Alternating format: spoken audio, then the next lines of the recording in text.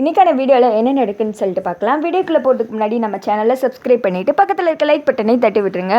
Video வந்துட்டு நான் சிரிக்கிறத பார்த்தாலே தெரிஞ்சிருக்கும், செம்ம காமெடியாக இருக்குது. சரி வாங்க வீடியோக்குள்ளே போகலாம். ஃபஸ்ட்டு சீனில் வந்துட்டு அபிராமி கிட்ட ஆனந்த் சொல்லிகிட்டு இருக்காங்க, இவன் வந்துட்டு தொழிலாளியாக பார்க்குற ஒரு இடத்துல தான் வேலை பார்க்கணும், ஓனராக பார்க்குற இடத்துல வேலை பார்க்கக்கூடாது அப்படின்னு சொல்ல அவங்க பார்த்தாங்கன்னா அதுக்கு நான் என்ன பண்ணுறது அப்படின்னு சொல்லிட்டு கார்த்திக் சொல்கிறாங்க, அதெல்லாம் எனக்கு தெரியாது, வேறு கம்பெனிக்கு போய் வேலை பார்க்கணும், அதுதான் ரூல் அப்படின்னு சொல்ல, சரி உனக்கு என்ன இப்போ நான் போனேன் அவ்வளோதானே, சரி நான் போகிறேன் அப்படின்னு சொல்லிட்டு கார்த்திக் ஒத்துக்கிறாங்க. ஆனால் அபிராமி சொல்கிறாங்க, வேணா கார்த்திக் உன் மனசுக்கு பிடிச்சிருந்தா மட்டும் போ, இவன் கம்பல் பண்ணுறதுனால நீ ஒன்றும் போவேணா அப்படின்னு சொல்ல, ஏமா நீங்கள் அவனை வந்துட்டு போகக்கூடாதுன்னு சொல்கிறீங்க, நீங்கள் அவன் இஷ்டத்துக்கு விடுறீங்க, என்ன நான் வந்துட்டு இப்படிலாம் ரூலில் சொல்லவே இல்லையா அப்படி இப்படின்னு குதிக்க, சரி விடுங்கம்மா நான் போகிறேன் அப்படின்னு சொல்லிடுறாங்க. அபிராமி வந்துட்டு பார்த்து போயிட்டு வாப்பா அப்படின்ற மாதிரி வழி அமைச்சு வைக்கிறாங்க.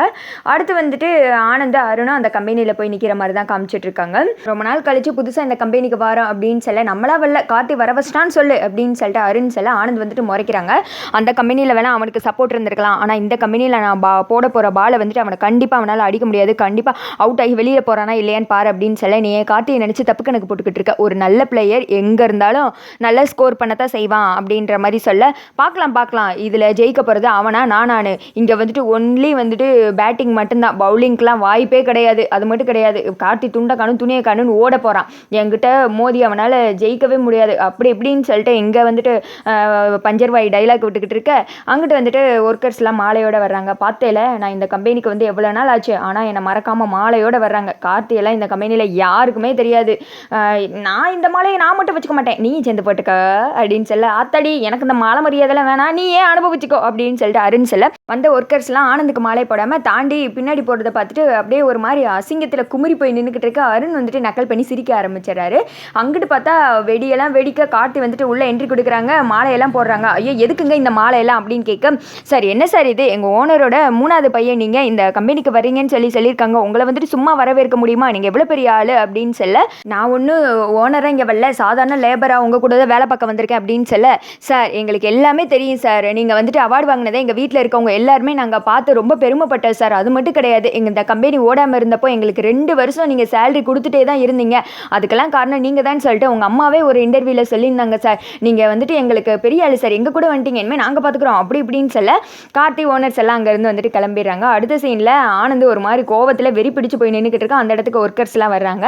என்ன சார் நீங்கள் எப்போ வந்தீங்க அப்படின்னு சொல்ல, ஆனந்த் வந்துட்டு நீங்கள் எங்களை பார்க்கவே இல்லை அப்படி தானே, நாங்கள் வந்ததே தெரியாது என்ன அப்படின்னு சொல்ல, ஆமாம் சார் உங்கள் தம்பியோடு சேர்ந்து நீங்களும் வந்திருந்தீங்கன்னு சொல்லியிருந்தா 2 ரோசாப்பூ மாலையை இப்போ வாங்கி அசத்திருப்போம்ல அப்படின்னு சொல்ல, இங்கிட்டு வந்துட்டு அருண் வந்துட்டு சிரிக்கிறாரு சைடில் திரும்பி, இப்போ ஒன்றும் குறைச்சல் கிடையாது, இது உங்கள் தம்பி கழுத்தில் போட்ட மாலை தான், இங்கே வாங்க உங்களுக்கு போட்டுருவோம் அப்படின்னு சொல்ல, 2 ஒர்க்கர்ஸும் சேர்ந்து நான் தான் என் சீனியர், நான் தான் போடுவேன் மாலையை மாற்றி இழுத்து அந்த ரோஜா பூலாம் கீழே விழுந்து வெறும் நார் மட்டும்தான் இருக்குது, நாரை வந்துட்டு ஆனந்த் கழுத்தில் போட்டு, ஆனந்த் சார் வாழ்க வாழ்கன்னு சொல்ல, டேய் போங்கடா ஒழுங்கா அப்படின்னு சொல்லிட்டு இங்கேருந்து அமுச்சு விட்டுறாங்க.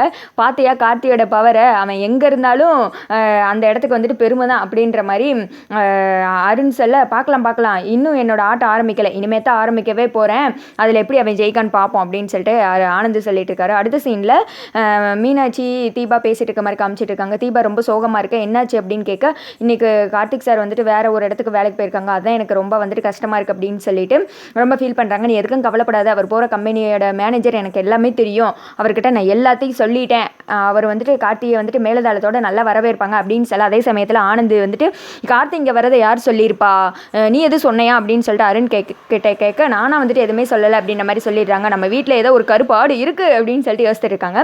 அடுத்து வந்துட்டு மீனாட்சி மைதிலையும் பேசிகிட்டு இருக்காங்க. அந்த ரியாவுக்கு நான் கொடுத்த குடும்பம்னா இன்னும் பத்தவே இல்லை, அவளுக்கு வந்துட்டு கூட கொஞ்சம் போட்டு தள்ளணும் அப்படின்னு சொல்ல, அதை நான் பார்த்துக்கிறேன், இரு உன் நம்பரை கூட அப்படின்னு சொல்ல, வேணாம் என் நம்பர்லேருந்து பேசுகிறா கண்டுபிடிச்சிருவாங்க அப்படின்னு சொல்ல, சரி என் நம்பர்லேருந்து பேசுகிறேன் அப்படின்னு சொல்லிட்டு ரியாவுக்கு வந்துட்டு ஃபோன் பண்ணி ஆனந்தோட வயசில் சொல்லும், நீ வந்துட்டு கிளம்பி ரோட்டோரத்தில் வந்து நிற்கிறியா, நம்ம பார்க்கு பீச்சு எல்லாருக்கும் போய் நல்லா என்ஜாய் பண்ணலாம் சொல்லலாம் அப்படின்னு சொல்ல, ரியா வந்துட்டு சிரிச்சுக்கிட்டே ரெடியாகி கிளம்பி வர்றாங்க. இதெல்லாம் பார்த்து மைதிலி மீனாட்சி வந்துட்டு சிரிக்கிறாங்க. அவள் வெயிலில் போய் வாடி வதங்கி கருவாடா போகணும், உங்கள் அத்தையை கீழே தள்ளி விட்டாலும் அவளுக்கு இதுவும் தேவைதான் இன்னும் தேவைதான், அவன் என்னென்ன படுத்த போகிறேன்னு பாரு, நான் போடுற போடல இந்த வீட்டில் விட்டு அவன் வந்துட்டு ஓட போகிறா, இது வந்துட்டு ஸ்டார்டிங் தான், இனிமே தான் இருக்கு என்னோட மெயின் பிக்சரு அப்படின்னு சொல்லிட்டு இங்கே பேசிக்கிட்டு இருக்க. கிளம்பி வந்த ரியா வந்துட்டு யோசிக்கிறாங்க, நம்ம சும்மா போகக்கூடாது, அந்த மீனாட்சியை வெறுப்பேற்றி வயிறு எரிய வச்சுட்டு போகணும் அப்படின்னு சொல்லிட்டு வெளியில் நின்று மணிக்கு ஐஸ்வர்யா எங்கே இருக்க வா அப்படின்னு கூப்பிட, அந்த ஃப்ராடு வந்ததுமே எங்கே போகிற, எங்கேயே கிளம்பி இருக்க மாதிரி இருக்கு அப்படின்னு சொல்ல, ஆமாம் என் டார்லிங்கோட நாங்கள் வந்துட்டு பீச்சு பார்க்கு அங்கங்கன்னு போயிட்டு கடைசியில் கடல் தள்ளி ஒருத்தங்க மேலே ஒருத்தங்க அள்ளி தெளித்து விளையாட போகிறோம் அப்படின்னு சொல்ல அந்த பக்கம் மீனாட்சி மைதிலி இதெல்லாம் பார்த்து சிரிச்சிட்டு இருக்காங்க. சரி சரி என்ஜாய் என்ஜாய் அப்படின்னு சொல்லிட்டு இந்த ஃப்ராடை அமுச்சு வைக்க அது வந்துட்டு கிளம்பி ஓடி போயிருது. பாரு அவள் எப்படி சாக போகிறான்னு பாரு அப்படின்னு சொல்லிட்டு இவங்க 2 பேரும் சிரிச்சிட்டு இருக்காங்க. அங்கே போன ரியா வெயிலில் வாடி வதங்கிட்டு இருக்காங்க. சரி என்ன இந்த ஆனந்த் இன்னும் காணும் அப்படின்னு சொல்லிட்டு இருக்கா. மறுபடியும் வந்துட்டு மைதிலி தான் கால் பண்ணுறாங்க. சொல்ல மன்னிச்சிரியா திடீர்னு ஒரு மீட்டிங் வந்துடுச்சு, அதனால நான் வந்துட்டு இன்னும் ஒரு 20 மினிட்ஸ் வந்துடுறேன், நீ அங்கேயும் இல்லை அப்படின்னு சொல்ல இன்னும் 20 நிமிஷம் ஆனந்த் அப்படின்னு சொல்ல மைதிலி வந்துட்டு ஃபோனை கட் பண்ணிடுறாங்க. பாரு அவள் என்ன அலங்கொலப்பட போகிறான் பாரு அப்படின்னு சொல்லிட்டு இங்கே சிரிச்சுக்கிட்டு இருக்க. மறுபடியும் வந்துட்டு ரியாவே வந்துட்டு கால் பண்ணுறாங்க. மைதிலி வந்துட்டு பேசுகிறாங்க. சாரியா இன்னும் ஒரு 10 நிமிஷம் கார்த்தி எப்படியாவது இந்த ஆஃபீஸை விட்டு வெளியில் அனுப்பிச்சோம்ல, அதுக்காண்டி தான் நான் போராடிக்கிட்டு இருக்கேன், நீ வந்துட்டு அங்கே இரு அப்படின்னு சொல்ல நான் வேணா ஏதாவது ஒரு ரெஸ்டாரண்ட்டுக்குள்ளே போவா அப்படின்னு சொல்கிறாங்க. அதெல்லாம் ஒன்று வேணாம் அங்கே இரு அப்படின்னு சொல்லிட்டு ஃபோனை கட் பண்ணிடுறாங்க.